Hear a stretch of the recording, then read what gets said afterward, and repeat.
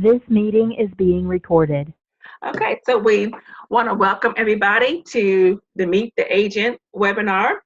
For those who don't know me, my name is Laura Brown. I'm an author and a writing and publishing coach for the SWAT book camp, and I also have a online camp that I do called the Right Womb, and it's an author's incubator. And I was pleased to connect with Jevon on Facebook. I think we connected initially on the Write It 2017, something like that, with Apostle John Eckhart. And Yes, are you the administrator for that particular page? I am. Yes. Okay. Okay.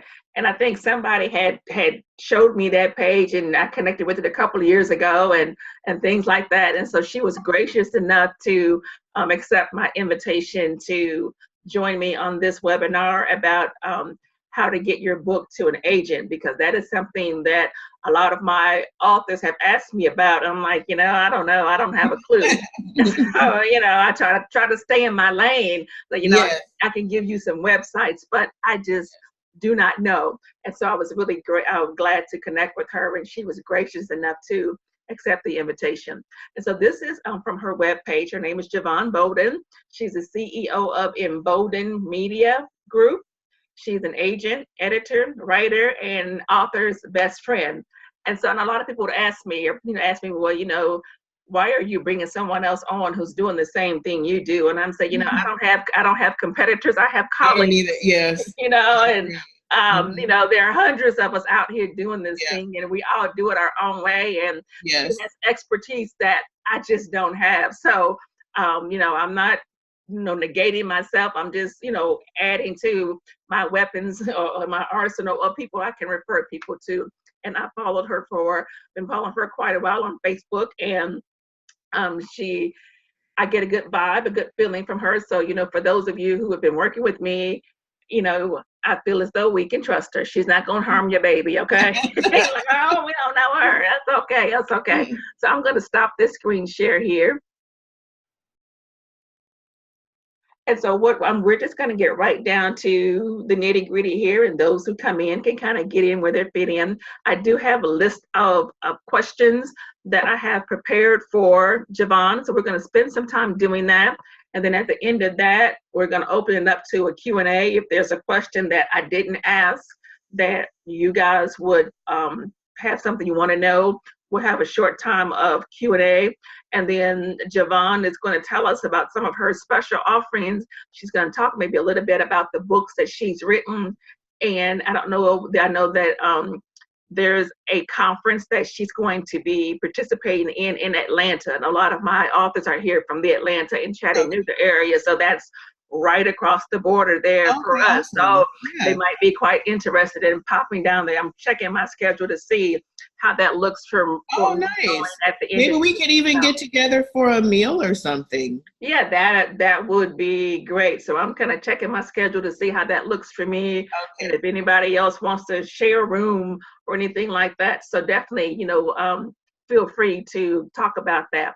So we're just going to get right down to it. Jevon, my first question that I have today is, what is an agent's role in the process of getting a book from, the writing stage to a traditional publisher? Right.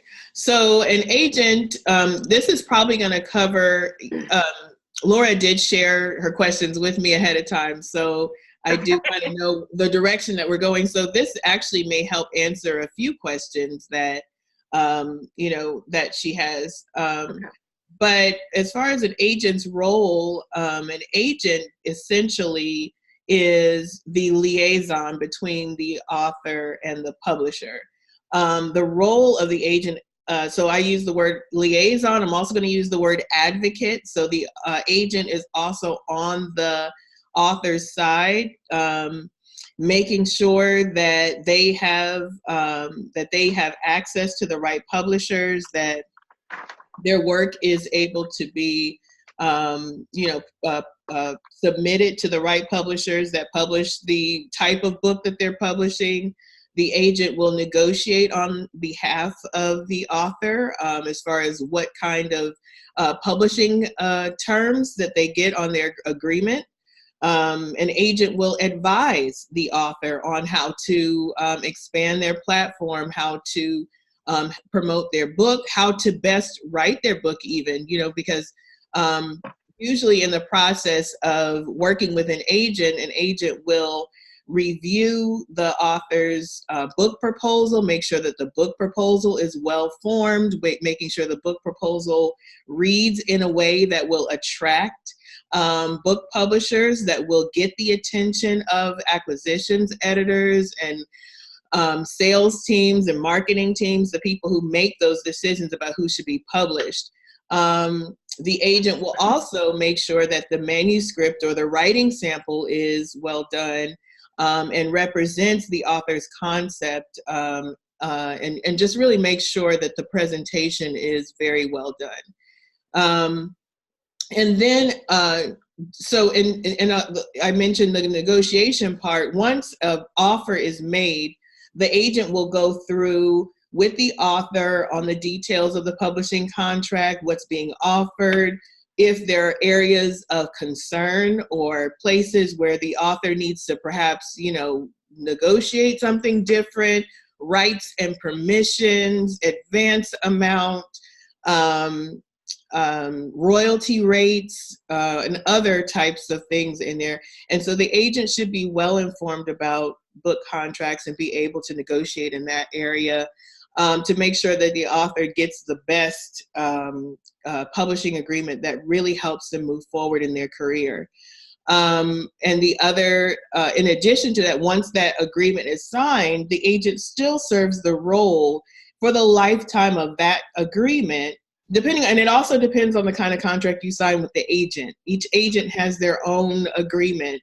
And so based on the deal that you and the agent work together with the publisher, the agent is there to serve the author, to make sure that the relationship between the author and the publisher goes well, to make sure that the communication happens, to make sure, all kinds of little details. Where's your author going to be? And how many copies of their book do they need? And, there's all kinds of little details that an agent can help with. And then even advocating to the publishing house, hey, my author is going to be, in South Africa. We need to make sure we have book copies there. We need to make sure we have, a bookseller there on hand to, whatever. They just kind of make sure that whole process goes well, and that an author's publishing career is always expanding and increasing and growing. And so that's basically it's a lot. It's a lot. And it's really a passion. It's something that your agent will have a passion for. No one goes into this. And see, for those who ask me why I'm not doing this, that is exactly why. That is not what I'm supposed to be doing. So right. That's just a lot of work. Okay, thank you. It is a lot of work. Okay, right. Wow.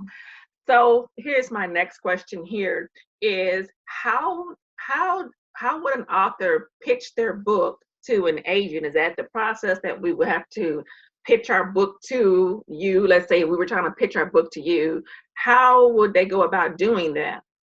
So most agents work either for an agency or for themselves. But for the most part, most agents are online and have a website or a link attached to their services or their work or whatever. And they will have a list of submission guidelines. They will tell you, I only accept manuscripts along these lines. I do not accept such and such and so and so. So it's important to pay attention to that. And then they may say, please fill out this form. Click here. Like I have a form that I like my authors or submitting authors to use. Or they can still submit via email based on the email that the agent provides. And there may be a query letter required at that point. And that's basically it. The agent is going to tell you how they want to be how they want to receive your pitch. Usually it is the traditional process of a query letter. And if they like the query letter, they may ask for a proposal. If they like the proposal, they may ask for a portion of the manuscript or a full manuscript. And so that's basically the process, query letter, or a book proposal submission form, or the book proposal. But basically the agent is going to have their requirements listed on their website. Okay, great. So I see a lot of times when I see agents talking about, or I'm getting articles, they talk about a query letter. What are query letters? Query letters are very similar to, like a job cover letter, a resume cover letter or something like that.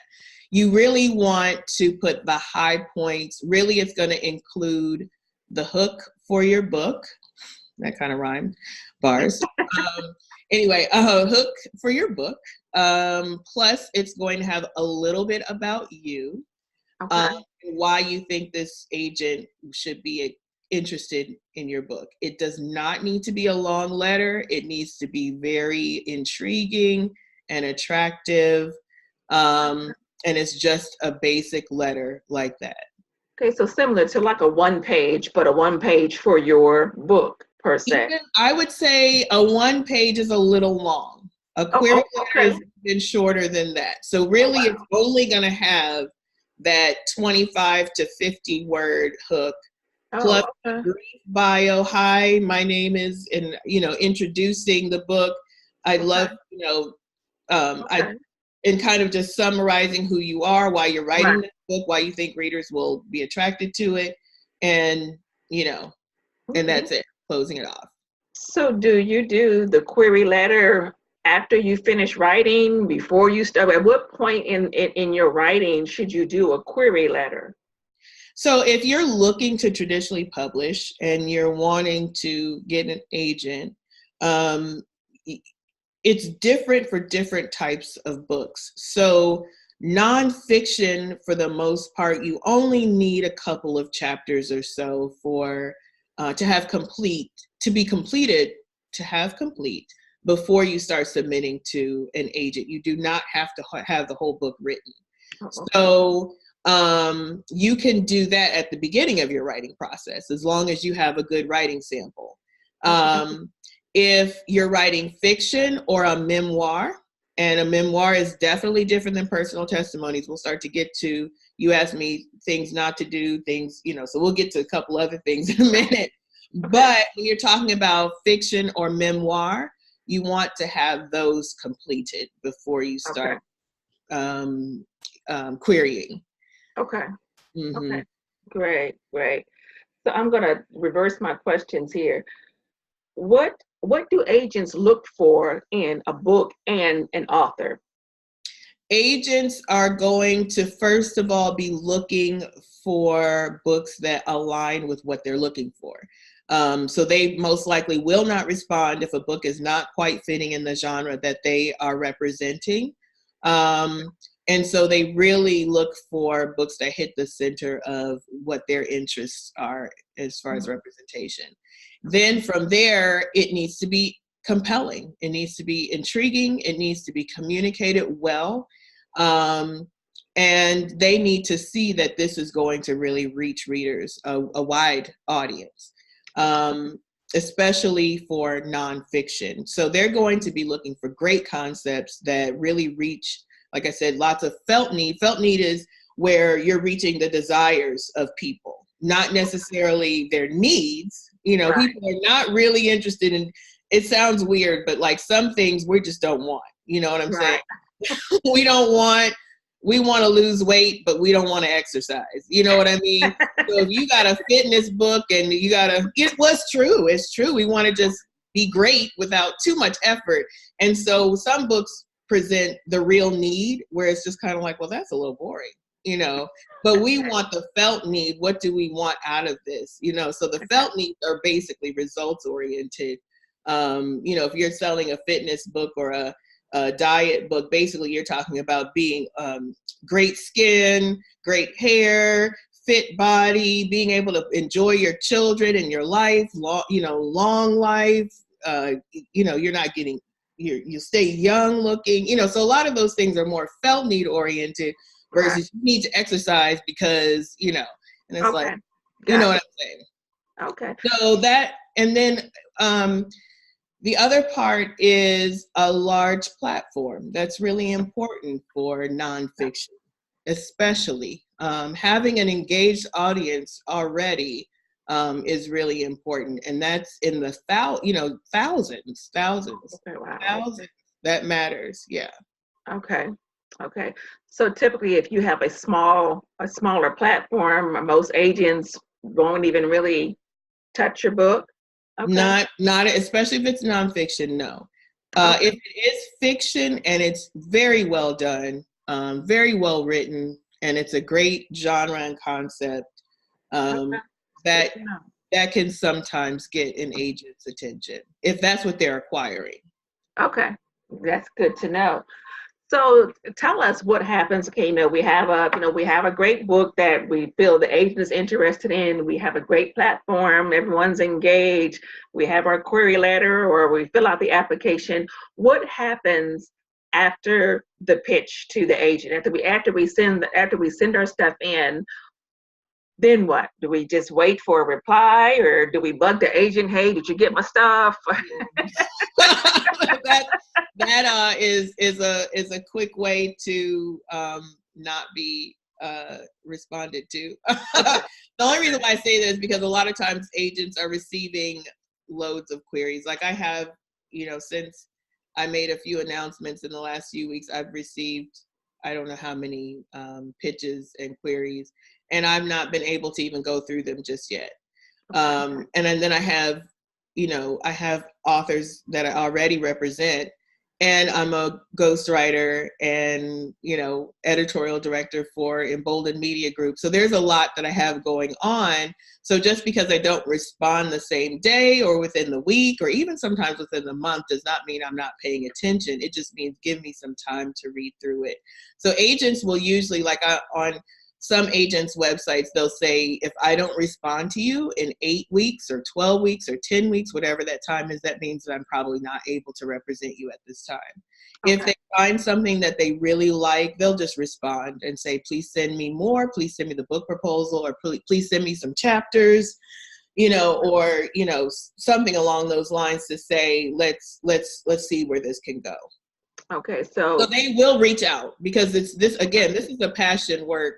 This is something that they want to be successful in just as much as the author. They are passionate about advocating for the right stories, the right books, the right authors. So there's no, that agents are naturally hardworking, and so they're going to respond to what interests them. And that's pretty much where it should be. So there should be no anxiety on the other end saying, oh my God, are they going to respond? They will respond. It could be 8 weeks even. I know that doesn't sound appealing to people waiting. Waiting is hard. Right. But that they will respond if they're interested. Okay. So you mentioned about that an agent might say, send me more chapters. So we shouldn't just assume when we're pitching, don't send any chapters to the agent initially. Just just do the application or the query letter and wait. Do exactly what they say. There's a reason why they have certain guidelines and a certain process, because they know how much information they need to determine if something is good. Most of the time I've been in book publishing for 15 years. I've reviewed hundreds and hundreds of manuscripts. I've reviewed hundreds of book proposals. I can scan them and say what is good and what isn't. So when they're reaching out to say, yes, please send me more, it's because something intrigued them and you were on the right track at least. Because, for the most part, I can't speak for all agents as far as their experience level. Some agents are just starting out, and I am just starting out as an agent, but my experience as an acquisitions editor, for, an editor for 15 years, that kind of aids me in being able to decide what's a great concept and what's not. Okay, thank you, thank you. So now let's talk about, you've been telling us what we should do. I know we all have a list of things that are, our pet peeves. And so can you give me a top 10, oh no, not top 10, top 3 list of when we're pitching to an agent, what not to do? Like absolutely do not do this. Okay. Probably don't call them. Okay. If they have a number available, I probably wouldn't call and say, hey, I have a pitch that he called me something, whatever, don't call them. The second thing is don't just send chapters. Hey, look this over and if you're interested, we could keep talking. That follow the rules. That's really important. I would say that's actually number one. Okay. Follow the rules that they have set. And for the most part, they're very similar across the board, but maybe they have a different way of, doing it. Just pay attention to that and follow the rules. And then number 2, don't call them. Number 3, don't, follow up the day after and the week after and the week and month, because they'll just say, you know what? Okay, listen, I haven't had time to look at it. And right now, it's a no from me, So I would say give them some time. I don't think it's terribly bad to follow up, but for the most part, the recommendation is just to let them get back to you. Okay, good. So you guys got that. So I know earlier you talked about everything that an agent does, and I'm going to assume that, that pretty much encompasses everything that you would do as an agent. But when we are looking for the right agent to represent us, what are some things that we should look for in an agent?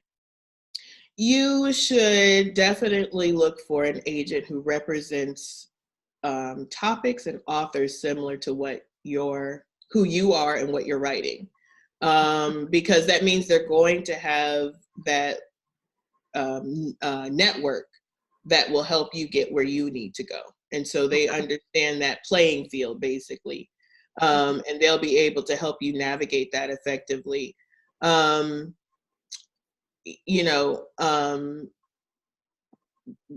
That's really, I would say that's really it. The level of experience, finding out maybe who they represent. Again, it's basically the same as what I just said. You kind of want to find and then from there, seeing how you mesh. If you get through to the point of being presented with an agreement from the agent, before you're signing and before you're saying yes, come, I want you to be my agent, and they're saying yes, I want to represent you. Talk with them and find out if their spirit meshes with yours, seeing how the chemistry is, seeing if their heart is for what you're talking about, and then seeing that they're really going to negotiate on your behalf. Negotiation skills are really, really important. Confidence in front of publishers, confidence, being able to have some level of grit when it comes to negotiating for you, standing up for you, advocating for you, a level of strength and authority, you want that. And as well as, a good demeanor, so all of those things make matter. And top thing, I think, is negotiation skills and network. Very important. Okay, great. Thank you. So I know when I'm dealing with a lot of my clients and we talk about vanity publishing companies, you have self-publishing, vanity publishing companies, and then traditional. And so I've come to learn how to spot the scam vanity publishing companies that tell them, okay, if they're asking about this, run far away. Oh. Mm-hmm. Are there ways to spot scam literary agents, or do they exist? Is there like a pocket of scammers in the literary agent field, or do we need to be careful of that? Yeah, I would say that an agent really shouldn't be charging you up front for anything. I shouldn't say for anything. There are agents who do other things, like I do other things. and that may be outside the author agent relationship. Like I do writing coaching. You should probably expect, if you're going to be writing a book with me, you should be, paying that to some degree. However, there's loads of counseling and advice and coaching that an agent will give to their author that they represent, without any upfront cost necessarily. What the agent is doing is preparing the author for a successful publishing career. So there's sometimes a lot of front end work that happens with that, and there really should not be any charging at that point. If an agent is saying, well, I just need you to pay me, da da da da da. Again, it really depends on what they're talking about. If they're saying, I need you to get some photos done or come meet with me and my photographer, then, the photographer may need to be paid, that kind of thing. But essentially that agent author agreement where an agent will, usually the amount is 15%, will take 15% of the author's advance and royalties going forward. So there should be no upfront charges as far as the representation of the of the project and the author. Okay. So you guys got that? That's one of the key signs of to run away. They ask you for money up front just for the representation. So gotcha. That's really good, because I was going to ask you, how much do you charge for your services? So okay. So here, going back to another question, you said that as far as you're looking for, as agents look for someone with a large platform. So if a person hasn't, written a book at this point when they query, what type of platform are they expected to have before they write the book? Where would this platform come from? So developing a platform is really like developing a place that you stand on and people can hear you. A large audience can hear you. If no one knows you or what God has placed on your heart or what you're passionate about, what you're writing or doing, you won't really be able to sell any books. Okay. So that is the mindset behind that. The way to develop an audience is to share what's in your heart. And so it's kind of like, while I'm writing, or first of all, there are some people who just start to reach out to people because there's something in there. They're like, I want to help people. I want to serve people. I want to, whatever is in their heart, I don't know. And they may start doing that on social media. They may start doing that in their church. They may start booking or getting booked for speaking engagements. Their calendar may get filled because of how much, they just reach out and serve, or they offer some type of service, there's, and that builds an audience. Blogging, of course, is one way to start to get used to writing and being read and being critiqued, engaging with the audience or receiving feedback from an audience. And that's a way to build a platform if you're, writing things that really help benefit someone's life. But the platform is something that is organic and is built off of other people's excitement of what you have to say and how it helps them. People respond when things really benefit them. And that kind of lets you know if what you're saying is on target. Okay. And this is the last question that I have written down, and I don't know if there's really a concrete answer for it, but for those of us who have already, written books, we may have, a platform. Is there anything that we could do to maybe tweak our books to, make it more appealing or more exciting? And, I know a couple people on here, I know what their books are about, but we all have different, genres or not, but topics that we're writing about. But is there, some themes that really grab the agent's attention? Definitely when it's focused on the reader. In my experience working in publishing first, and then also working with projects being submitted to me as an acquisitions editor. So let me preface this differently. I worked for a publisher who at the time received unsolicited manuscripts. So you could go to the publisher's website and fill out their book proposal form and submit your book proposal and your book. What I saw, more times than not was an author who was writing their own story. And usually those stories are very inwardly focused, even if it's written well or not, whatever it is, usually very inwardly focused. I'm telling you what I want you to know about me. And so it's very inwardly focused, but published, if that makes it, but, seeking publishing. But what readers want is something that's focused on them. And so writing should be outward.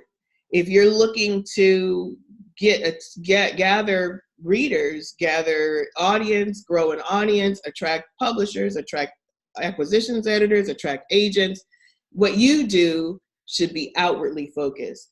I'm writing this based on what you need, what you want, what your desires are for a great life.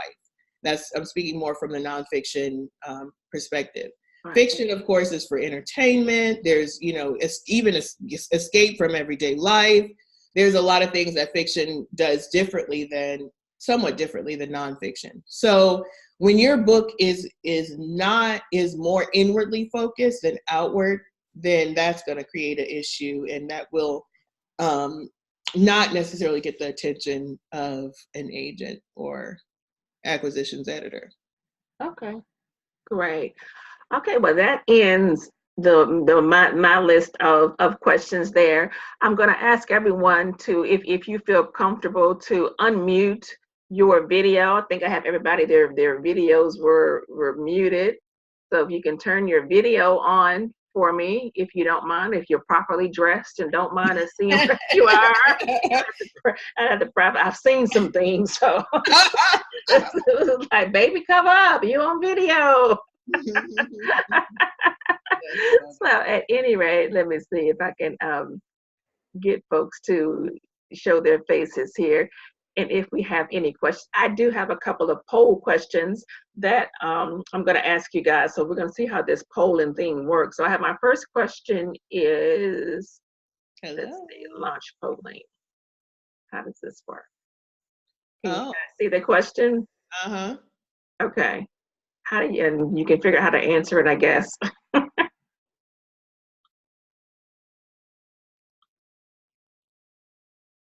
If you guys can just answer those questions for me. Everybody's Facebook. Okay, cool. Okay. Okay. Has everybody had a chance to answer? All righty. Thank you, guys. We're going to end this polling here. Share results. I guess you guys can see the poll results. This is my first time doing this, so I don't know. Okay. That's cool. I know. I'm like, hey, we can do polls. So we're going to go ahead and take this. So once again, I want to thank you guys for coming on here. Morgan, you look familiar to me. I don't know if we've met before, but you do look very familiar to me. So does anyone have any questions that I did not cover for Jevon?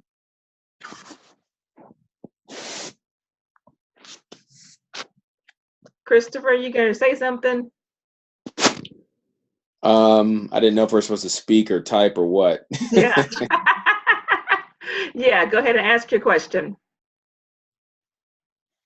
I don't know. I just came on a little bit late, maybe 6 minutes or so. I was just curious what your first one or two questions were, in case there was something that was, that I missed that was valuable. The first question I asked was, what was the agent's role in the process? I think you came on in time for that. I don't think you missed anything. Did you? And so the first question was, what was the agent's role in the process? And she went through this big, long list of everything that an agent. I came in halfway through that. Okay. And so did you want her to repeat that, or you watch the replay? But Yeah, I she watched does. replay. I think I'm okay. I was just curious if I hadn't missed a few of them. You didn't miss a whole lot. You came in right at the beginning. And once again, I'm going to send the replay to everyone on the list here. But the whole list. She's like James Brown, the hardest working person in showbiz. She's like, oh, the agent is the hardest working person in the literary world. Her agent does a lot that I didn't realize. So it's a lot of work, and you have to really be called to do that. So I would say it's actually quite similar. Besides editing, an acquisitions editor or a senior editor at a publishing house does quite a bit of work as well. I would say there's some of the hardest working people in publishing as well. And so I'm sort of like doing that outside of the publishing house. I don't belong to anyone particularly. Okay. So that's really great, because that means I can make sure that my authors are matched with the right publishing house. Okay, great. Does anyone else have a question for Jevon? Very good.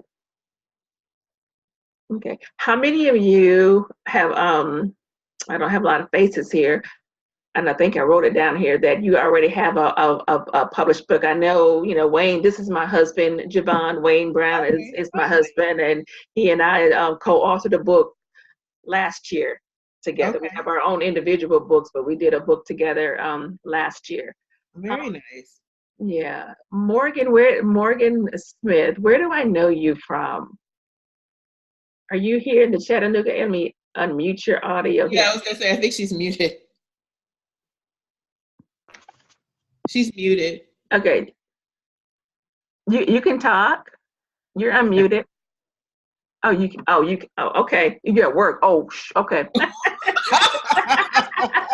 Thank you for joining us from work. We want you to keep your job, so that's okay. You can put it in the chat box, maybe. She's writing it. I think she's writing it or something. I can't see her. It's that Facebook. Facebook. Okay, yeah, I know your name looked familiar here. So, Jevon, you gave us a lot of information about agents and editors. Tell us a little bit. I know you have a few books out. Tell us a little bit about the books that you've written. So I thought it was funny even that you put author, editor, I was like, what? I have not really, I've written books, but like, I've not really said I'm an author. But there makes sense, but I personally have not added that title to my thing. I've been writing for all my whole life. I have a blog on my website that I've been writing on for, oh my goodness, 13, 14 years. And so putting a book out was a little, scary. But I do have, I have written 4 books actually. 3 of them are ebooks. I probably will be bringing a couple of them to print. 2 of them you can find on Amazon. One of them is hard copy, as I said. Let me see. Oh yeah, you can go to my shop. Thank you. There they are, my babies. So Pray Here Write, which I was just about to show you, is my my main book that I absolutely love. God is so good. But this is basically about it's walking the writer through 21 days of prayer and fasting for breakthrough in your writing. And I just believe that as believing writers and authors, we're sort of bringing God's words from heaven into earth, and really just blessing people with fresh word from God, through our perspective. And that could come even through fiction. It does not have to be always, nonfiction. So this book is on Amazon. You can order a signed copy through me. And inside the book, there's places to write. You can see I had it kind of pretty specifically designed for you. And it's a devotion. It's a 21-day journey. You can see that. And it's just fantastic. God is good to have blessed me with this idea. I love that scripture. Okay. But yeah, so that's that. And then I also wrote, so they say you should write a book. And it's a new author's guide to writing a book that people will buy and read. Some people who have reached out to me and said, I just want to write a really short book because I don't think people are reading books. And, and so I just want to make sure I put, I don't want it to be too long. But people will read a full-length book if it holds their attention. And some of the things that we have to say, just need to be thought out and be thought in terms of what will really bless my readers. And so this book gives a step-by-step guide on how to write a book. You can even click on that if you want to, Laura, so that I can show, you can scroll down. So in this book, people will discover how to write for their unique target audience, organize their book so it makes the right impact, write generously and at the center of your reader's desires or felt need, achieve the right length or word count, minimize libel and defamation violations when writing for your personal story, choosing the right editor and other key players for your publishing dream team, building a budget for the costs associated with writing a book, and more. And so a lot of people start writing even just because someone heard their story, just because someone said, you know what, you really should write a book. So that's where the title came from for that book. Okay. And then the third book I wrote, oh yeah, there's Pray Here Right. Mm-hmm. Pray Here Right. Let me try to go back to shop. There we go. And then Breakthrough Writer's Block is another book, new tips, insights, and practices to get you writing again. And in that book, I kind of talk about what's behind writer's block. And if we're even blocked at all, there's some things that, I believe about writer's block that I think could help, us adjust our perception and mindset when it comes to writer's block. And that this book really kind of outlines that. 10 causes of writer's block, how to release what's in your heart to write, and a simple practice that I use and quite a few other writers use to keep that creativity and keep those words flowing. And so that's all in that book. Okay. And I can go back to my home. Oh, here it is. If you guys can see on her homepage, if you want to, she says she has a download a new ebook. Oh yeah, that's my other one here. So if you go to her website, leave your name and email, you can get her new ebook, Get Published: 7 Secrets to Getting Your Manuscript Accepted, and it's free for a limited time. Mm-hmm. So I suggest once we're done here, head over to jevonbolden.com and grab that. I'm gonna go to your services page, Jevon. Okay. Talk about a little bit about what you do. So here we go. Okay. So these are her writing services that she does. So I've recently been making some adjustments to how, because my schedule personally, I'm not really functioning as a freelance writer or freelance editor necessarily anymore, due to the clients that God has just blessed me to serve. Right now, my schedule is usually pretty full every year.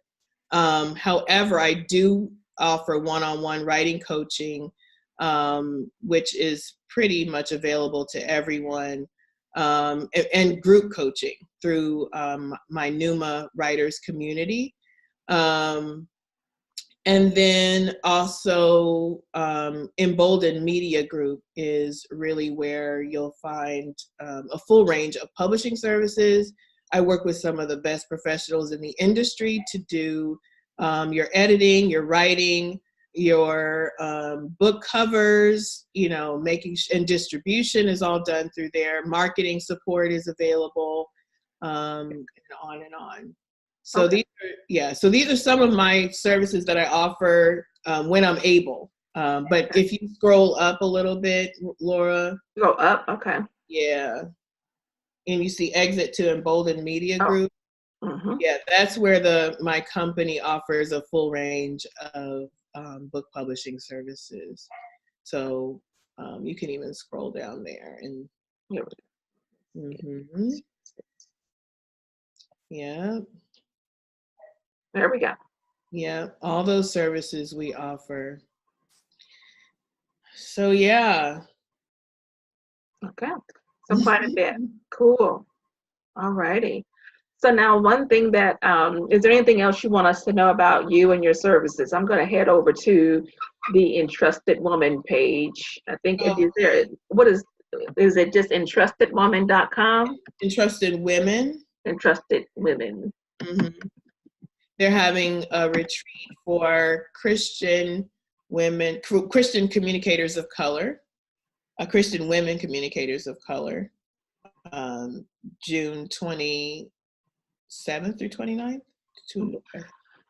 So when it says Christian communicators, so this is what, authors, speakers? Yep. So, okay, so it doesn't just have to be for authors. It does have to be for women, Christopher, sorry. But, but it's authors, speakers, and things like that. So yes. Once again, ladies, if anyone is interested in finding out more about that, you can go to Entrusted. And you can go to workshop and you can also go to workshop descriptions to see the offerings and what will be discussed. Okay, so you guys can see you got the main session, the mark of an entrusted woman, self-publishing versus traditional publishing. That's a panel, and Jevon is on that panel. Then there's a breakout group about getting published. Jevon is leading that one. You got another breakout group, communicating a dynamic message, another session. So there's quite a bit going on here that weekend, ladies. Creating video content, a blog, care for yourself while serving others, marketing your brand, creating the platform. She talked earlier about the need to have a platform, creating a podcast, launching a product, building authentic relationships. And so there's I think it's going to be at the Crown. Is at the Crown Plaza, I believe. Yeah. And so definitely, if anyone is interested in that, they have different price tiers, whether or not you want a room all by yourself. Do you want a room with 2 people? Do you want a room with 4 people? And so there are different price tiers for that. So head over to entrustedwomen.com. Like I said, right now I'm looking at my schedule to see how that fits into my life. And as far as if anyone on this call is interested in sharing a room, send me an email and maybe we can kind of talk about that. I don't know how the 4 to a room works in a hotel room. Are they going to have 4 separate beds, or how that actually works at the Crown Plaza? We'll have to kind of figure that out. So I have to go to the website and say, okay, I don't mind sharing a room with a strange woman, but sleeping with them, that's a whole different thing. So I'm not there yet. So at any rate, do we have any other questions before we let you guys get back to work and we let Jevon get back to her busy life? Not her busy life, her productive life. Not busy life, productive life. Thank you so much. Jevon, are there any? Oh, Christopher, you have something? I just have one clarifier. You brought up, Jevon, at the end, making sure your writing is communicating to help the audience, to help your readers, right? Mm-hmm. Yeah. So Laura knows, I'm working on a nonfiction book that obviously tells a lot of my story, but I'm hoping to tell my story, but be able to end each chapter with takeaways that would help the reader be able to apply and ask themselves serious questions and, in a sense, be an empowering, I don't know, maybe self-help book while they're reading about a real story that they can apply in their own lives. Are there any wisdom, do you have any wisdom about striking that balance between talking too much about yourself, which I have been accused of doing before, and also, making it about the reader? No, and you know what? So I have a few thoughts. That's my wife, by the way. She accuses that of me. Oh, okay. I do have a few thoughts about that. I would say that usually an author's first desire is to write their own story. So my recommendation is to just do that. Most of the first time authors that I've come across, a huge percent want to write their own story. And I'll just, if I'm speaking bluntly, as far as traditional publishing, those stories don't usually get published first. Usually if you see any type of personal story being told, which is usually in the form of a memoir, are celebrity memoirs. So they're usually people that we care very much about knowing their whole life. We just want to know what's going on. But for us, that solves a need that we have, which is nosiness about this huge celebrity. Just like, Michelle Obama's book came out and everybody's like, what in the world does she think about? We're just wanting to know what in the world. They went through this whole presidency, first Black, couple in the office or whatever. And so her book just flew off the shelf. If I wrote Becoming, I don't, maybe 2 or 3 people might have cared enough to read that. And so, but for me, that might have been a necessary step I needed to take in order to write the next book that's really going to strike the right balance. So I don't ever discourage anybody from doing that, but I would say that I always encourage my authors to make a choice. If you're going to tell your story, choose a pivotal point in your story that really matters versus writing almost journal-like through your whole experience. Choose a point in your life that is pivotal and then structure a memoir around that. That way you don't have to try to, okay, I want to write my story. Oh, but I can't forget about the reader.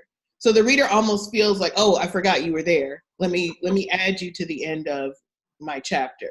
The reader reads your book there's a question that publishers ask. It's called or we all sort of ask, is to hit that felt need, is what's in it for me?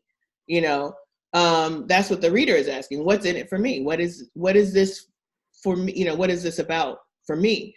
And so if you're going to then write a book that really is serving the readers, your story is actually taking a back seat.